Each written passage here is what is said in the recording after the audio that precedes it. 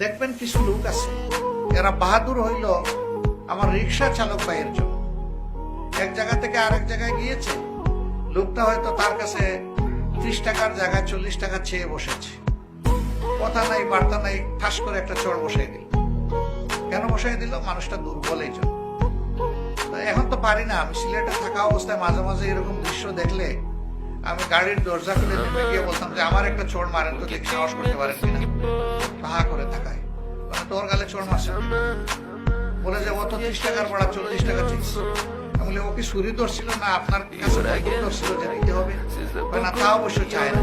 আমি বললাম বন্দুক ধরা লোকটা আসলে কি চোর মারার সাহস করতেন? যদি বলতো সব দে, তখন তো বাবা ডেকে তার হাতে তুলে দিতেন। সে তো চুরি করে নাই, ডাকাতি করে নাই। আপনি বসে আছেন আরামে সিটের মধ্যে, আর তার সমস্ত শক্তি উজাড় করে আপনাকে সে টানতেছে, এরপরে আপনি তার গালে চোখ বসিয়ে দিলেন।